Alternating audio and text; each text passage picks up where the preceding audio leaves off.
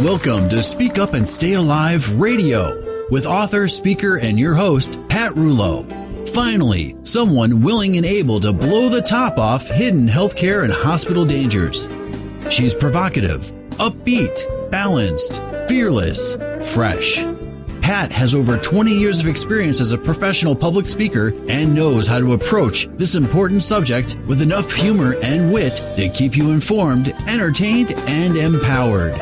Each week you will say, "Oh," as Pat explores and exposes little-known hospital hazards, delves into the deep waters of dangerous healthcare practices, picks the brains of her good-looking and influential guests to help keep you and your family stay safe in today's fragmented healthcare system. The program is not intended to replace medical advice from a licensed professional, but rather to encourage you to become a well-informed participant in your health and well-being. And now, your host, Pat Rouleau. I can't beg you no more, baby. I got too much pride. But I'll survive. Hello, I'm Pat Rouleau, and I will be your hostess, your one-stop patient safety radio hostess, where I will spend the next hour serving you a generous helping of everything you need to know to help you and your loved ones stay safe during any doctor or hospital visit. Who am I? I am you. I am every person who has ever been in a hospital or doctor's office and has received less than acceptable treatment. I am you, the person who got an infection during a simple outpatient procedure.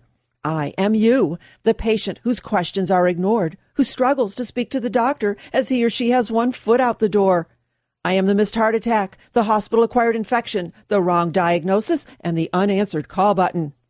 I want this patient safety show to be about you, your family, your friends, and your loved ones. Speak Up and Stay Alive RadiOh. Yes, that's OH with an exclamation point will cause you to say, "Oh," as each week we delve into little-known hospital and healthcare dangers. When you understand why something happens, you are better equipped to do something to change it and prevent it from happening to you. If enough people begin to speak up, together, each of us can alter the current precarious path of today's unsafe healthcare practices. Well, today is a wonderful mid-July day, the best month of the year, if you ask me. We are celebrating Bob's birthday all weekend.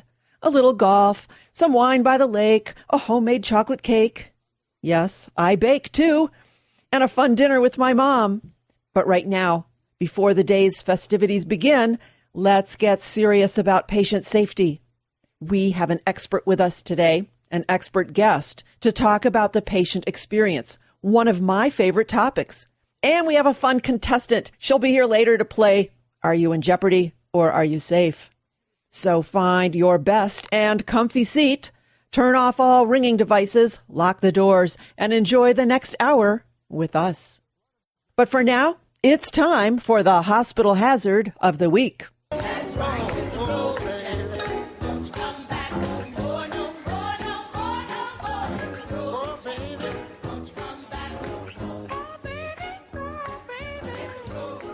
Hit the road, Jack, or the dangerous risk of a hospital readmission. This show is all about healthcare and hospital dangers and how to survive them. So I'll assume that you've paid attention and either you or someone you know has managed to live through a hospital experience and made it back home.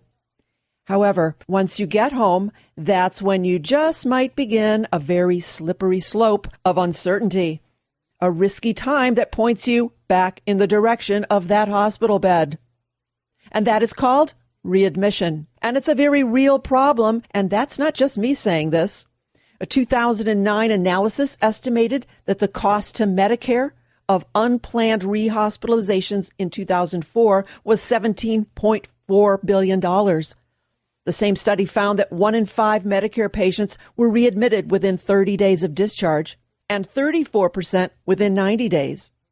So with that in mind, the Centers for Medicare Services is putting the pressure on hospitals to reduce these readmission rates. How? Hit them where it hurts. In 2013, this year, Medicare will reduce payments by up to 1% for offending hospitals, 2% next year, and 3% in year 3. So now hospitals have a financial incentive to make sure that you do hit the road and that you don't come back. So what contributes to avoidable hospital readmissions? Well, there are at least three major categories of reasons. Number one, many times patients have no idea what medications to take when they go home or how to take them. Number two, miscommunication during handoff or transition. There's typically little communication between hospital and primary care follow-up physicians. And third, lack of patient education in general. While we can't tackle all of this at the patient level, we surely can and should be mindful of the fact that hospital discharge is usually not a standardized event. We're just as anxious to get out of there as the staff is to get us out of there. And as I always say, the car is running in the no parking zone. Family or friends are rushing around, gathering your belongings. You can't wait to get home, and there you go. No one listens. No one hears. You're mentally checked out, and seemingly no one really seems to care at the provider level. I witnessed this firsthand on many occasions. Most recently, when my mom was discharged from the hospital, an aide, no, not a nurse, not a discharge nurse, an untrained aide entered the room with the discharge instructions. She stood in the doorway and read the words, without meaning, without checking to see if we understood what she was saying, and in fact, stumbled on the pronunciation of most of the text. This was painfully difficult for me to endure, knowing how a real discharge meeting should occur. So guess what? We grabbed the paper and got the heck out of there. Similarly, I was at the hospital when a friend of mine was needing a ride home from a lengthy stay due to cancer. Again, a non-familiar person sat in a hallway with us. Yes, I said a hallway, and quickly breezed through the papers. No driving for 3 weeks, continue your meds, blah, blah, yakety yak. My friend took the paper and stuffed it into his pocket. The next day, he was driving. Oh, and also, he was to be fed at home intravenously. No mention of where to get the IV pole, no instructions. Really? We had to make phone calls and struggle to get the nourishment delivered before he expired from cancerous malnutrition. And so, I know that these are not isolated events. Therefore, we should not count on a meticulous discharge presentation that leaves us safe and prepared to go home. It's not a standardized process at many facilities. So what can we do, either as a patient or as a family member or advocate for someone? Let's start with medication management and a sad statistic. According to the Institute of Medicine's Preventing Medical Errors report, the average hospitalized patient is subject to at least one medication error per day, and medication errors injure over 1 million people annually. And to avoid this, and lest you get blamed for being a non-compliant patient who was readmitted because you didn't take your meds or didn't take them properly, simply ask, what medications should I take at home? Write them down. Write down the dosage and what they look like and what they're for, how to take them, when to take them, and what not to eat or combine with them. Ask what the side effects may be, what to do if you experience any side effects. I know it seems like a lot, but just like you wouldn't pick up some random food from a parking lot and pop it into your mouth, neither should you take medications without complete knowledge and understanding of what you are doing and why. It's really rather basic. It's your body. At the end of the day, no one really has the time to care what you do once you get home, so it is up to you. And going back to what I mentioned earlier about miscommunication, discharge is a ripe opportunity for miscommunication or no communication at all. We've talked about handoff times before on this show. A handoff is any time your care is transferred, when you have a change in personnel or a change in location. And this can happen when you go see your primary care physician for a follow-up post-hospital appointment and when you actually go home. Here's a scary comment. A 2007 Journal of American Medical Association study found that direct communication between hospital doctors and primary care doctors occurred in less than 20% of cases. Yep, I said less than 20% of the time. The availability of a discharge summary at the first post-discharge visit was low, 12 to 34%. That means that you show up to your doctor's office after a hospital visit, and he or she has no idea what went on and has not seen your discharge papers. This is especially concerning for older patients. And here's another crazy statistic out there, and I don't really remember the exact numbers, but it involves the fact that many folks are discharged from the hospital with pending test results that can actually make a difference in your care. Yet, no one is now responsible to ensure some continuity of care. So before you leave, ask if the hospital will be contacting your regular provider to inform them when and why you were in the hospital. Ask them to give the results of any tests or other relevant information so that your regular provider can better understand how to continue your care. So until all hospitals get it together and standardize a sensible and meaningful discharge process, you must be accountable to yourself. Get a written discharge plan. Ask for your records. Get copies of all your test results. Know what medications to take and how. And if you don't fully and completely understand something, ask and ask again until you feel comfortable with the answers. Like the song says, hit the road, Jack, and don't you come back no more. Oh, baby, don't you come back. Are you jive? Don't you come back no more.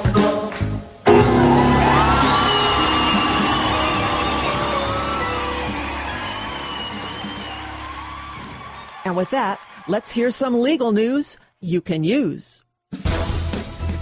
Listen as I spend the next 2 minutes with Pat Schraff, an elder law attorney at Schraff & King, located on Somme Center Road in Willoughby Hills, Ohio. She always has the answers. Pat, what is a long-term care ombudsman? A long-term care ombudsman is a person who will help to represent the rights of individuals who are consumers of long-term care, whether that's at home, in an assisted living facility, or in a nursing home. Who needs to know about a long-term care ombudsman? All those who receive services either in their home, in long-term care facilities, in assisted living facilities, need to know that they have an advocate in the long-term care ombudsman. The long-term care ombudsman is there to help them resolve complaints. I think it's interesting to note that 50% or more of people in nursing homes do not have family members to help represent their rights and help to resolve concerns that they have regarding their care. So this is a voice for the people.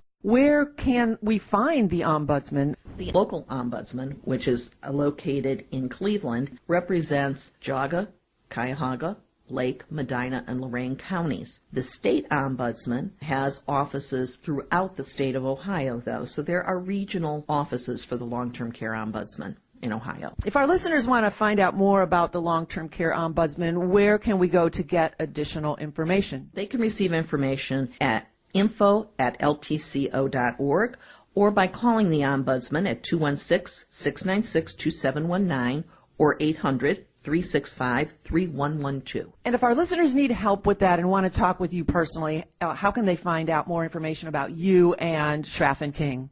They can reach us at 440-585-1600 or at our website, www.schraffking.com. Thank you, Pat. It's always a pleasure. Thank you for having me. I'm Jerry the Germ, here to spread healthcare and hospital safety tips all over the airwaves. Here's our expert, Pat Rouleau. Thanks, Jerry. Did you know hand washing is the simplest way to avoid healthcare-acquired infections? Yet many times patients, visitors, and healthcare providers may forget to do so, and that is not good. Infections caused by sloppy or missing hand washing can increase hospital stays and medical bills at best, and increase mortality and morbidity at worst. What's the correct way to wash hands? Use soap and water and create a little friction. Remember, the tops of your hands and in between fingers and under the fingernails. And don't hurry. Sing happy birthday 2 times while scrubbing. That's how long it takes to get rid of Jerry the Germ. To stay safe during any doctor or hospital visit, ask everyone to wash their hands before they touch you. Sorry, Jerry. Stay safe. Listen to Speak Up and Stay Alive Radio. For more information, go to speakupandstayalive.com. Brought to you by Generation America, the smart and traditional 50-plus membership organization. And they provide a full range of benefits to members. If you're looking for a quality Medicare supplement, their rates are lower than the other 50-plus organization 3 out of 4 times. Generation America. To join and to find out more, visit generationamerica.org.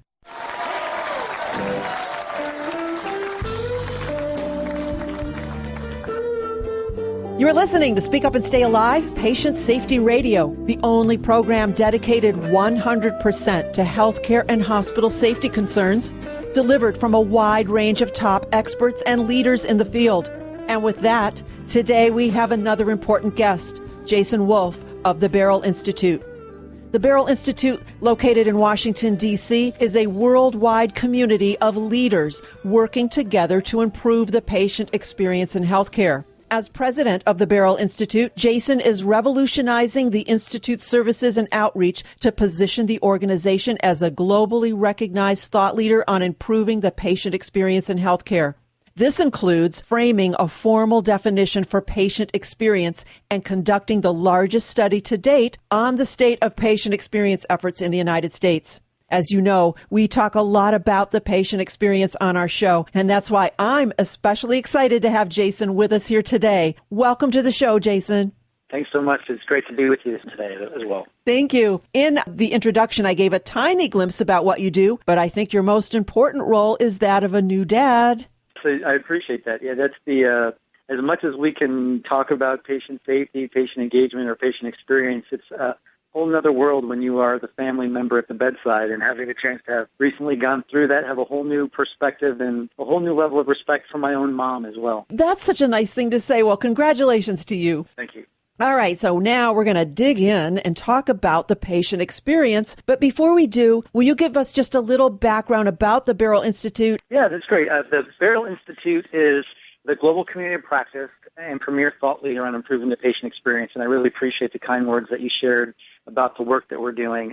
Our intention is to create a dynamic space for healthcare leaders, practitioners, resource providers, patients, and family members to come together and dialogue around the key elements that are going to help us actually make improvements around the patient experience in healthcare. And it's been a critical journey for us. The Institute in its current form as an organization in community practice has been around just over 35 months now. We are rapidly growing, and I think that's seen as a result of the true focus, the intent, and the energy around this topic, the importance that it has on healthcare overall. The Institute currently has over 17,000 members and guests in actually over 40 countries now around the world in dialogue around this topic and the sharing of ideas and the supporting of one another in the improvement of efforts to truly ensure the best experiences for patients, families, and the communities that healthcare organizations serve. And it's just been a real honor and a privilege from my position to be able to be the role of president in helping guide this conversation. But it's truly been the community, and our basis for our work has been the voices of the community that ensure the greatest efforts occur, the greatest learning is shared, and the greatest impact is made overall. So relatively a young organization, but it's really blossomed quickly. Yeah, I think to that point, I mean, and I think why your show, I think, is so critical in this conversation, and I wish there was more conversations like this. It's a key and central issue to healthcare. I mean, I know some people say it's a little blasé to say, well, without patients, we wouldn't have healthcare, but the reality is that at the center of the healthcare system are patients and family members. Right. We can have all the caregivers in the world, we can have all the medical procedures and processes, but at the heart of it is the people that experience our healthcare system, and that's why, from my perspective, that term patient experience is so critical, because it encompasses all of the components of what occurs in a healthcare setting. Right. And I've said this so many times on these shows that talking about the patient experience, how can you achieve something that is almost too elusive to describe? And I would think that establishing a common definition has to be the first step before you can even ever attempt to achieve it or even figure out what the steps are to achieve it. So with that in mind, what is the Institute's definition of the patient experience? Well, I appreciate the question, and I would second your notion. First and foremost, we did a lot of research and investigation and really found that there wasn't a consistent conversation around what patient experience was. We felt it was important to, as you said, put a stake in the ground, really have a target to move towards and a focal point on which to build our efforts. And so we brought together a pretty diverse cross-section of leaders from around the country to share their ideas and thoughts around what are the key components of patient experience. And we're able to whittle those ideas down into some very clear, concise statements and one overall definition of patient experience, which is simply this. We see the patient experience as the sum of all interactions shaped by an organization's culture that influence patient perceptions across the continuum of care. And we can talk about all four of those buckets probably to a great depth, but it is the concise but I think encompassing nature of that definition, that it is interactions, that it's based on culture, that at the end of the day it's about the perceptions of patients and their families. And it is across the continuum, not simply in the four walls of a clinical encounter of a hospital, a physician practice, or other medical home situation, but it is truly every encounter, touch point that someone has with the healthcare system well before they enter, that system to well after they leave. And as I study that definition, I wonder how difficult is that to accomplish when you're dealing with individuals across the continuum of care who may have different definitions of the patient experience? You raise an important point, and why it probably is so broad and encompassing, and why at the heart of that definition are two key levers. The culture of an organization. Really, that's the foundation on which the behaviors of people are based on the decisions that are made around an organization's willingness to address this issue, first and foremost. And then secondly, the perceptions of patients and family members, which are going to be unique and diverse. But I think the key there is linking those two. If we can create systems and organizations that understand and are willing to determine what the perceptions are of patients and family members, in fact, you can address the patient experience pretty effectively in almost every encounter. We just did some research, a large paper with a number of patient and family members. And the greatest takeaway from them was we have to stop making patients subjects in the healthcare equation, but actually have them be partners in the overall conversation.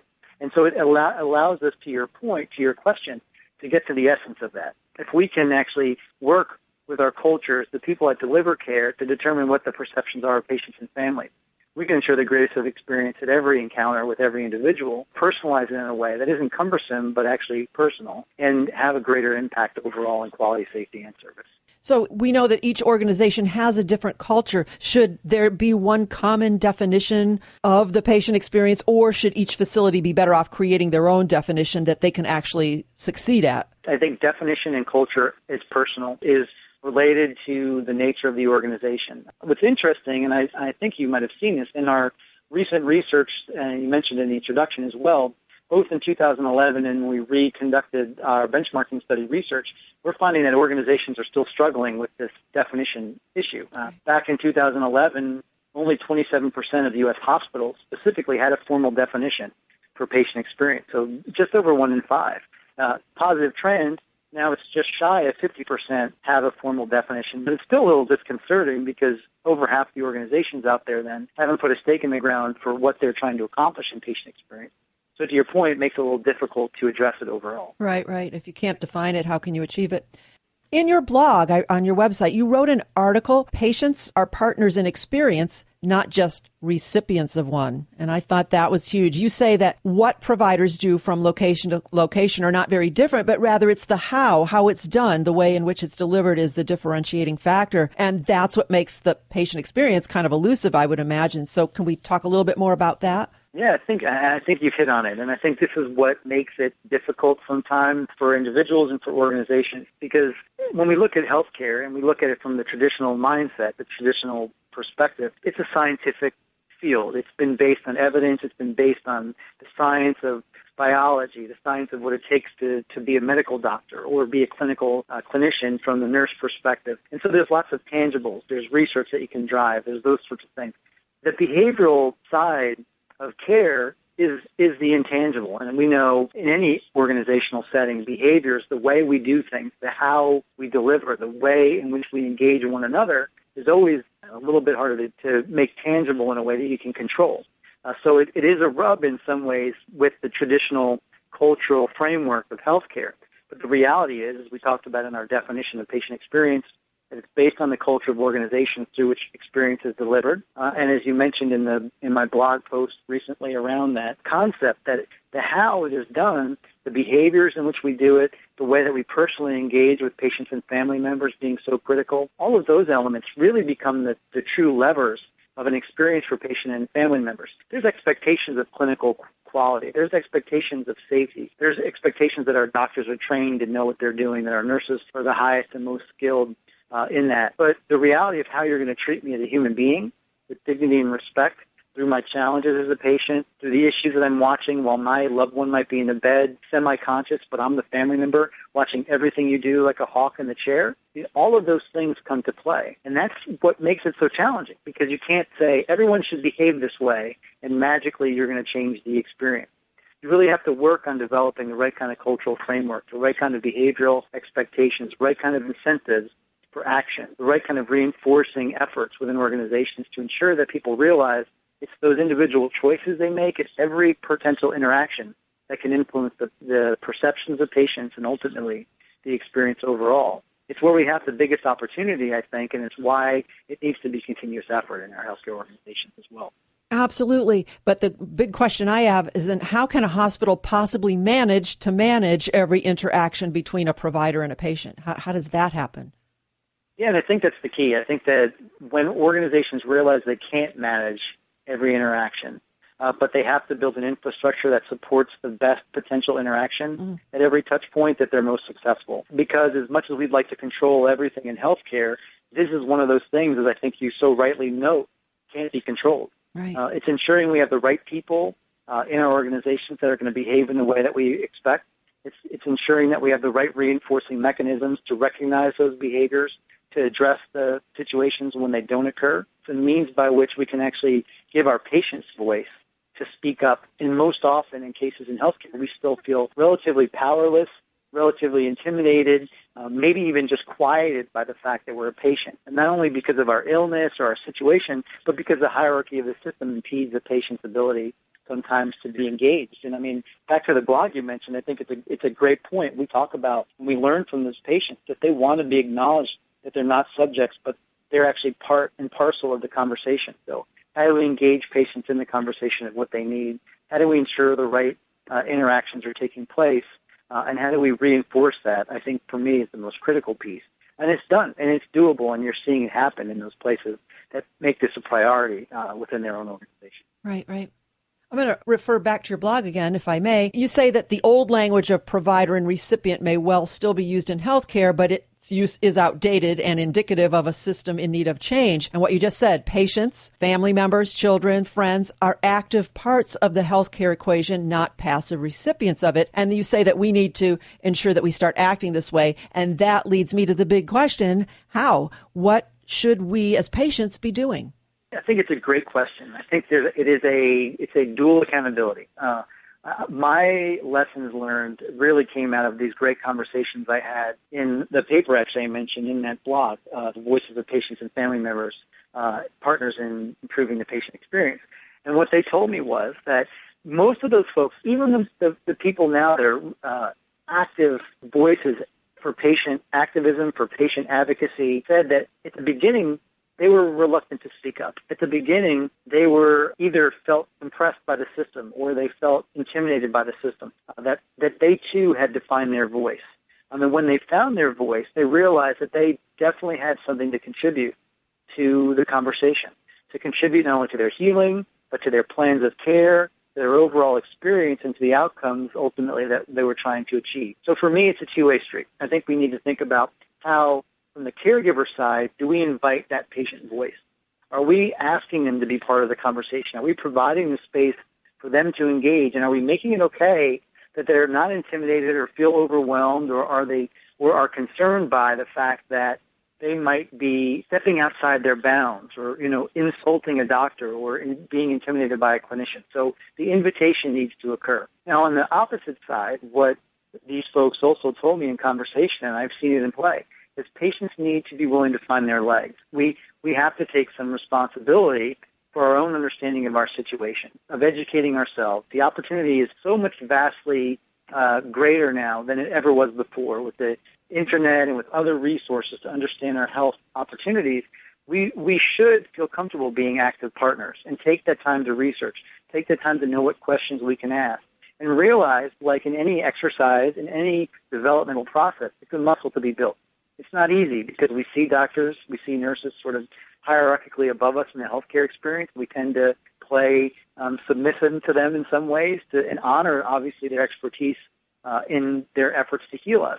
But the willingness to ask questions and challenge, not out of disrespect, but out of understanding and better outcomes, is something that patients and family members are starting to learn to do more. And I think collectively we can continue to encourage individuals to do that more and more. Like I said, it's a muscle that's built over time.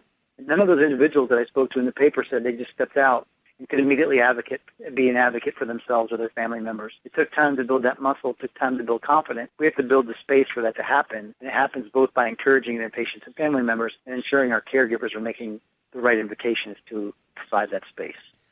I say amen to that. That's the reason why I started the radio show after I had a pretty scary experience with my mom as just a patient that had no background, I thought, well, I'm going to get out there and at least help other folks get the information, understand that they can be informed and empowered, and like you said, start to build that muscle so that they can feel free to speak up and come at the situation with some knowledge.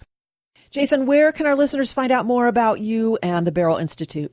I'd love to invite you all to visit our website. It's www.theberylinstitute.org. A number of resources there, a number of open source resources from case studies and stories, as well as other information for members of the community that expand deeper into the conversation. But we worked really hard to ensure that anyone can partake in our conversation. As we said, with a large membership base, we have that much larger guest network of people that sign up for our newsletters and get our complimentary information on a regular basis. It is the basis of our community through which we are able to generate this information. So we'd love to have as many people in the conversation as possible. So I encourage you to come to the website, find information, contribute ideas, share a case study, share your story with us, and we can ensure that it helps other people improve what they do on a day-to-day basis as well. Jason, what a treat to have you with us today. This is such an important and a relevant topic, and I know you've helped give some clarity to it, and I appreciate your being here. Oh, it's my pleasure. It's truly an honor to be invited. Just really appreciate the opportunity to talk a little about this. If you can't tell, obviously a topic that I have a little bit of passion around, and I appreciate your passion as well. It's always good to engage with someone that's truly committed to this work like you are, and an honor to be part of the work that you're doing as well. Well, I appreciate that. Send all of our listeners to the Beryl Institute, BERYL, theberylinstitute.org. Jason, thank you for being with us today once again. Oh, wholeheartedly my pleasure. Thank you so much again.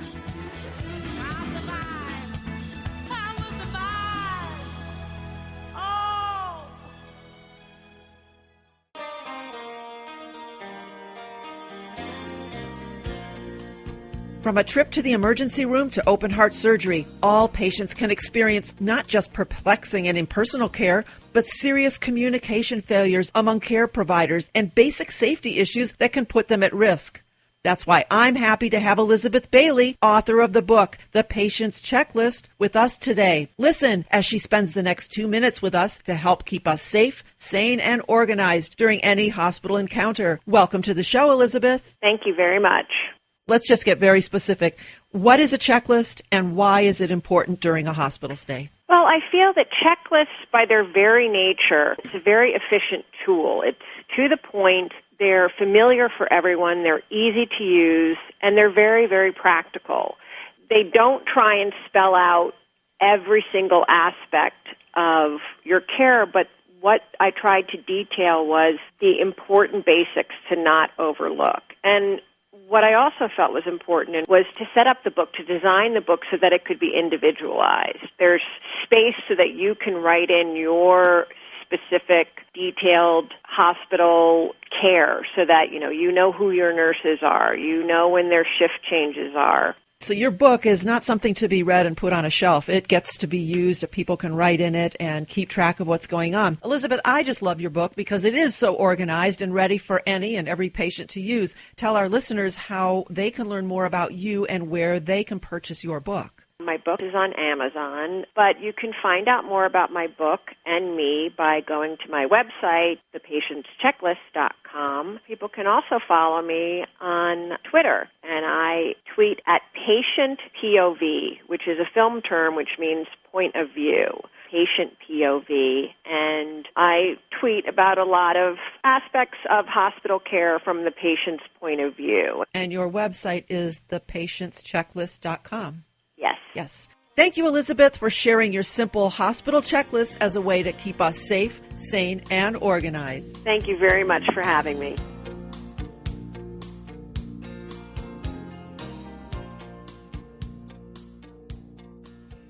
We interrupt our program to bring you a special broadcast. Let's spend the next 2 minutes with our resident cleaning and infection preventionist, Daryl Hicks, nationally recognized as one of the top experts in infection control, as well as author of the book, Infection Prevention for Dummies. So, Daryl, I think most patients in a hospital have a little regard for the hospital cleaning staff. Tell us why folks should rethink this. Well, Pat, well-trained housekeepers, their role is not necessarily clean for appearance sake, but should be for health's sake. For too long, we have judged a building's cleanliness because the floors are shiny, but you can put wax over dirt. We look at smudge-free glass, spot-free carpeting, and a clean, nice-smelling restroom. But the indoor environment surfaces can be clean, but not necessarily sanitary. They can be unhealthy, they can be unsanitary, and appear to be clean. There's a science to cleaning and disinfecting, and the housekeeping staff needs to perform both that clinical function of removing and inactivating or killing these pathogens that can cause disease, and then there's the practical function of just cleaning by restoring the room to order after soil has been removed. I believe that the time has come for us to turn these cleaning professionals into hygiene specialists, because their most important role is infection prevention, and that will only become a reality when the hygiene specialist is properly regarded, educated, and equipped.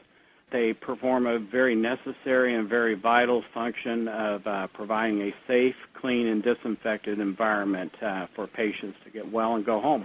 A well-trained, conscientious housekeeper, given the proper tools and the proper time to do her job, will prevent more infections than a room full of doctors can cure. That says it all. Thank you, Daryl. How can we learn more about you and your book, Infection Prevention for Dummies? That would be on my website, darylhicks.com. Thank you, Daryl, for joining us today. We look forward to your weekly guest visits, as you always have so much usable information to share. Thanks, Pat.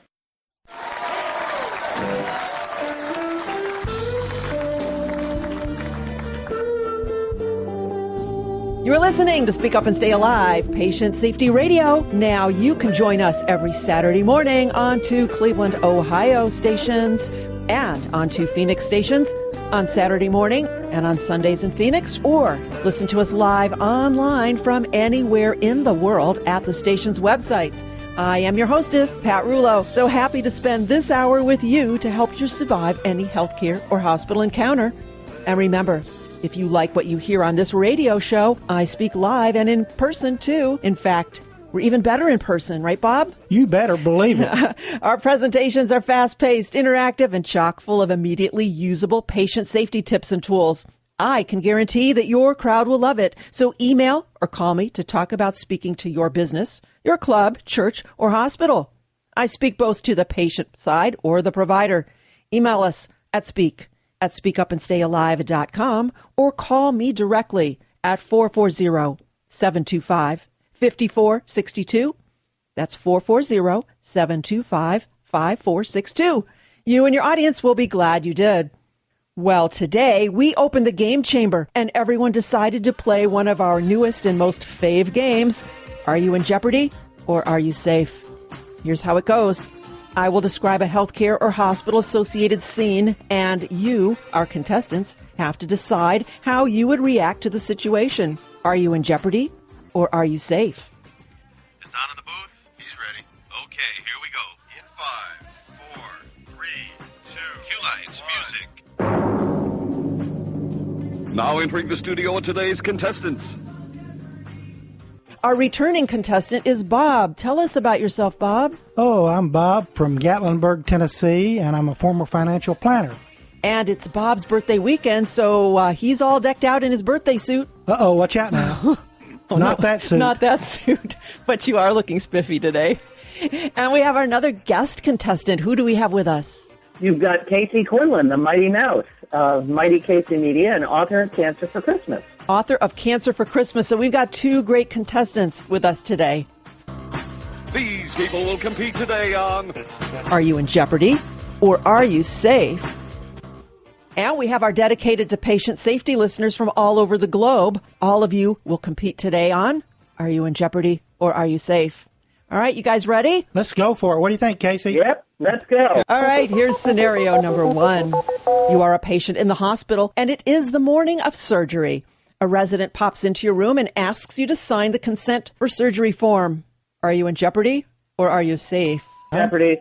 Jeopardy, definitely. There's not enough information. I don't want to sign a release until I've talked to the surgeon, until the body part that is supposed to be operated on has been Sharpied and initialed by me, by the OR nurse, and the anesthesiologist. Yeah. Yep. Good answer. So many patients, they do that, though. They just feel pressured to sign without reading or understanding the risks and rewards. So I want our listeners to know, never feel pressured. Make sure you've got someone there with you. Read it, ask questions. Don't sign just because someone shoves a pen at you. And actually, each patient or legal proxy should be able to recount what he or she just heard and what they've been told. You should be able to repeat it. Okay. Scenario number 2. You recently had a pap test, a prostate test, a mammogram, fill in the blank.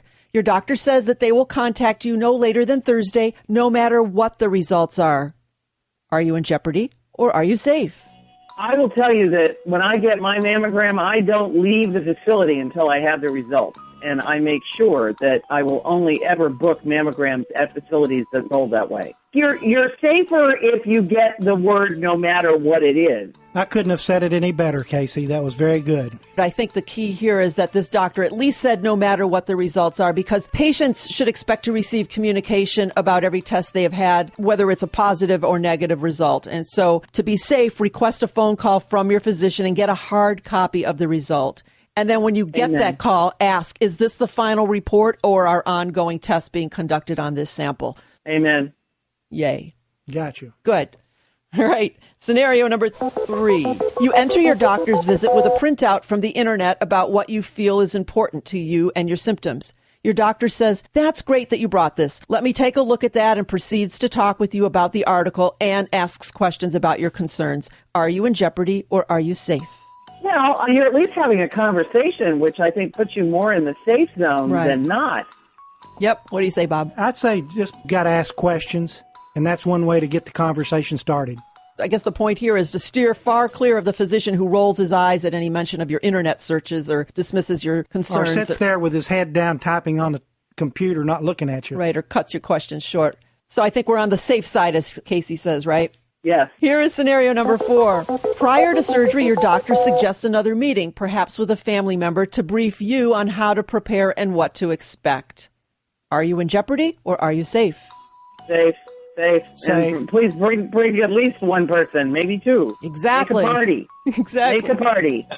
I think everyone should insist on this type of meeting as long as it's not an emergency surgery. So schedule an appointment with your doctor as far in advance of your hospital admission as possible to talk about the drugs and supplements that you should start or stop, the dietary changes you should make, and any pre-admission tests you need. And also ask about medication test procedures that you could expect once you check in and how long you might have to stay. So I think get as much information beforehand, right? That's right. All right, guys, last scenario. You've been a patient in the hospital for a while, and one afternoon you're told that you will be discharged that evening. You are still unable to walk and have a urine catheter. Are you in jeopardy or are you safe? Oh, man, sound those alarm bells. Set up some freaking sirens. You still have a catheter in, you're set up for discharge, and no one has come to talk to you about aftercare. I would tie myself to that bed and say, dude, I'm not going.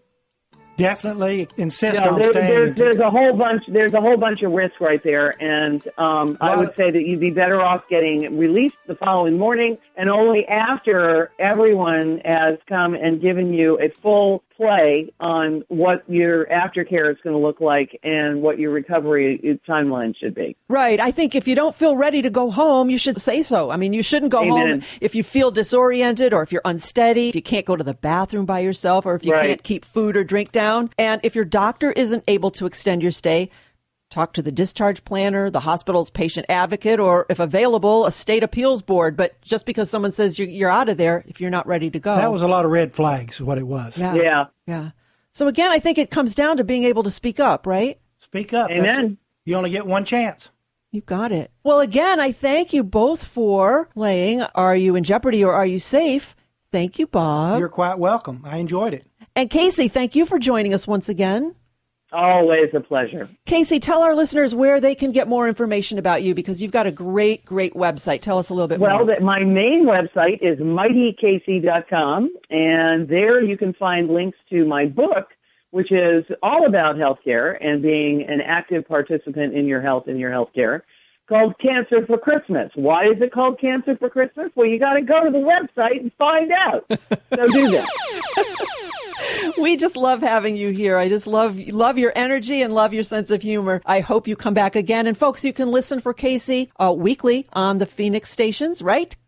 You got it. Right. Amen. Okay. Well, guys, thank you again for playing our newest and most fun game ever. Are you in Jeopardy or are you safe?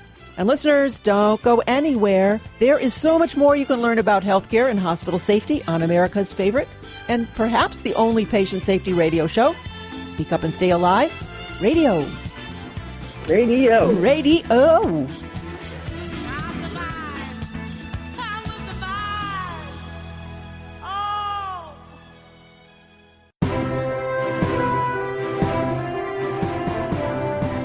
On this show, we talk about the need for a patient advocate during every healthcare or hospital encounter. But advocacy also includes whom you rely on when it comes to health insurance. And when it comes to your Medicare supplement plans, you must compare. Listen while I spend the next 2 minutes with Chris Alberta, the Medicare supplement partner with Generation America, as we discuss the importance of choice. Chris, can you tell us how are you and Generation America different when it comes to choosing a Medicare supplement plan? They're doing something, Pat, that is really unique. What they said to us was, how can we offer everybody who's a member of our organization basically a menu? Many people don't know this, is all these Medicare plans, most of them are exactly the same coverage. The only difference is the price that you pay. We work with probably upwards of about 50 different programs and carriers around the country, which is most of them. And Generation America hooked up with us and said, listen, how can we show our members every single program that's available in their zip code and then really break it down according to age and price so they never end up overpaying. All of the reps that work for us have been licensed and trained in this kind of work, and most of them have worked in the field, Pat, actually at the kitchen table with folks. So they're not just, like a sales bank somewhere. They really care what you get, and we pay them exactly the same either way, which is cool because there's no incentive to ever recommend one product or one company over another. That is great to know. People need choices, and they need to feel safe when they make those choices. So how can our listeners find out more, and where can they purchase the proper Medicare supplement for themselves? Well, the website, generationamerica.org, is the main portal. That's the front door, really, for that team. Well, thank you for spending the time to clarify Medicare supplements with us today, Chris. No problem, Pat. Remember, folks, Generation America is on the right side for seniors. For more information or to join, visit generationamerica.org.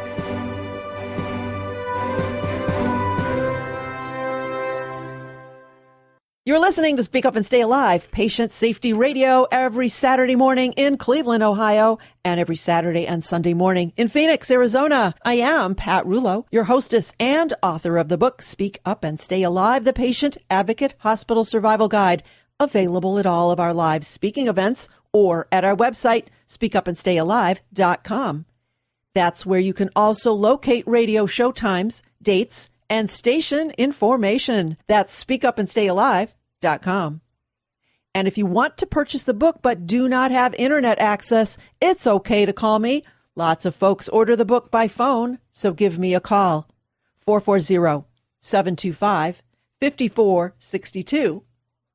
Grab your pen. That's 440-725-5462.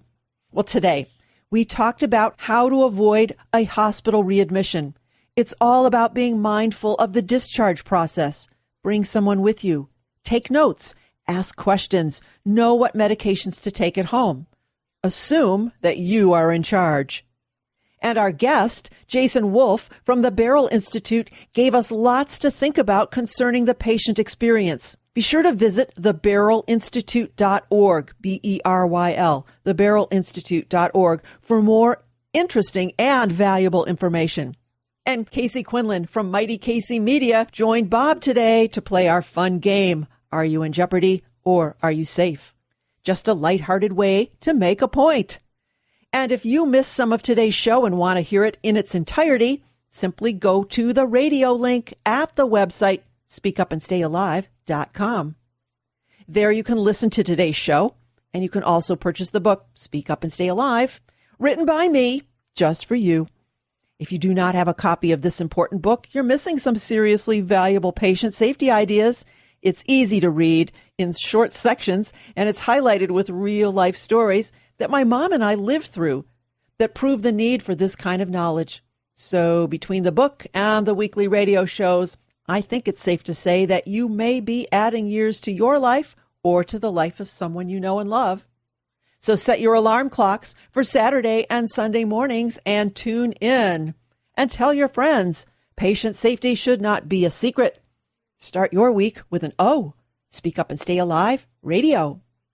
And let me take a moment to thank all of our radio sponsors and our weekly guest experts, because thanks to them, we are here. And that helps keep you safe. We've got Schraff & King, attorneys for all your advanced planning needs in Willoughby Hills, Ohio. Daryl Hicks, consultant and author of the book Infection Prevention for Dummies. Generation America, the AARP Alternative. Elizabeth Bailey, author of The Patient's Checklist. And Junction Auto Family in beautiful Chardon, Ohio. And we have Mountain View Funeral Home and Cemetery in Mesa and Queen Creek. Power Tags, Titles, and More in Queen Creek. Hari Khalsa, your champion for healthcare advocacy solutions. Casey Quinlan, Mighty Casey Media, the author of Cancer for Christmas and the Coyote Coupon books. I encourage you to support these fine folks, and you can find their information at the speakupandstayalive.com website. And be sure to listen next week as our Summer Just Got Serious lineup continues. You may not be familiar with some of these folks, but our summer guests are hotter than a July afternoon in the Sonoran Desert. And if you've been there, that's hot. So call your neighbors, your friends, your in-laws, and even your outlaws, and tell them to cancel all their plans, mark their calendars, and crank up the AC.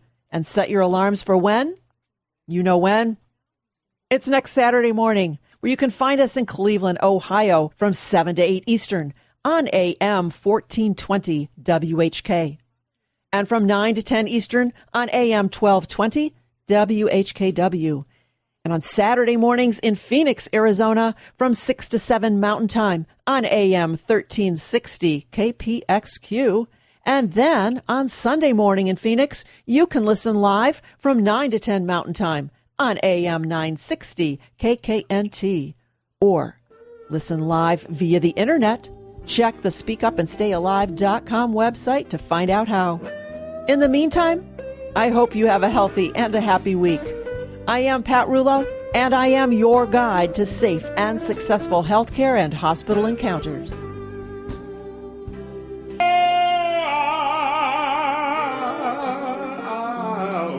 Survive. I'll survive.